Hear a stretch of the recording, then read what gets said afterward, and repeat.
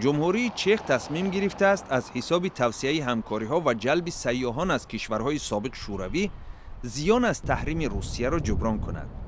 هفته آخر ماه ینور یک هیئت رسمی تاجیکستان زیر رهبری قادر قاسم، رئیس کمیته دولتی سرمایه‌گذاری‌ها و اداره اموال دولتی به جمهوری چخ دعوت شده با اعضای حکومت و صاحبکاران محلی امکان توسعه همکاری‌ها را بررسی کرد.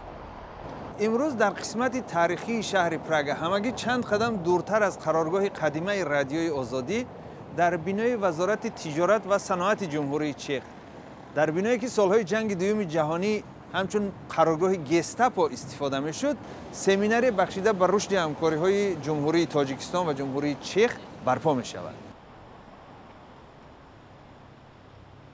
در آغاز نشست رهبران دو هیئت یادداشت توسعه همکاری‌ها را به امضا رسانیدند. سپس هیئت تاجیکستان درباره فضای سرمایه‌گذاری، تطبیق لایحه‌های مشترک و امکانات توریسم در تاجیکستان معلومات داده با صاحبکاران چخ تبادل نظر کرد. در این بخش صحبت روزنامه‌نگاران حضور نداشتند. رئیس هیئت تاجیکستان قادر قاسم میگوید هیئت‌های کاری دو کشور چند نشست کاری انجام داده‌اند و امروز نتیجه‌های اولیه آن بحث شد. ماهای گذشته یک چند شرکت‌های دولت چخیا در تاجیکستان بودند. ما با آنها صحبت‌ها داشتیم. آنها در اطراف لایحه‌های اقتصاد تهیه لایحه‌های اقتصادی کار کرده ایستادند و من باور دارم که ما میتوانیم که یک چند لایحه پروژه‌های کنکریتی را در یک جایگی عملی نماییم. میزبان نشست فرانتیشک پوسپیشیل سرور ریاست روابط خارجی وزارت صنعت و تجارت جمهوری چخ میگوید حوادث اخیر اوکراین، بحران مالی روسیه و تحریم این کشور چخیه را به جستجوی کارشریکان نو وادار نموده است. ما در گیدروانرژتیکا امکان بزرگ همکاری را می‌بینیم. ولی امکان داریم که در صنعت خوراکواری، کمپلکس کشاورزی و کارخانه‌های انفراساختاری شهرها، مؤسسه‌های نقلیاتی، کارکرد و سوزانیدن پرتوها و پاکسازی آب همکاری کنیم.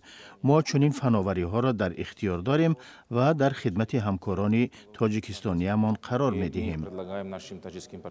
به گفت این منصبدار سفر رسمی پرزیدنت چخ به تاجیکستان در روابط میان دو کشور صحیفه نو باز کرده است.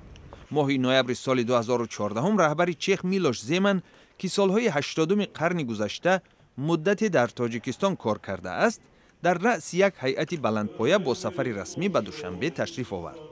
آن زمان زمن در انجمن صاحبکاران تاجیک و چخ تاکید کرد که از میزان همکاری اقتصادی و تجاری دو کشور قانع نیست.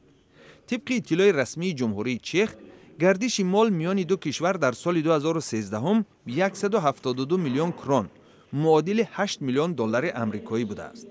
در 6 ماه اول سال 2014 باشد تبادل مال میان دوشنبه و پراگ به 75 میلیون کرون یا خود 3.5 میلیون دلار آمریکایی برابر بود. در سال 2004 هم تاجیکستان و چخیه درباره صحیفه نو در روابط میان دو کشور حرف می‌زدند. اثنای زیارت رسمی پرزیدنت تاجیکستان امامعلی رحمان از پراگ در حضور دو رهبر سازش بازسازی کارخانه تولید سمنت دوشنبه با کمک مالی جمهوری چخ امضا شد که برای اجرای آن بانک صادرات جمهوری چخ 8.5 میلیون دلار تخصیص داده بود.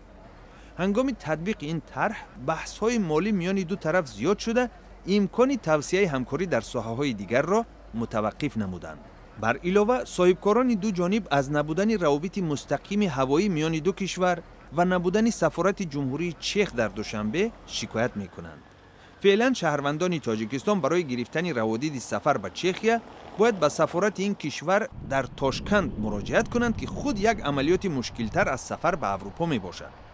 مقامداران چخ نیز میگویند در حال حاضر برنامه بنیاد سفارت در دوشنبه و یا آغاز پروازها در خط سیر دوشنبه پراگ مد نظر نیست.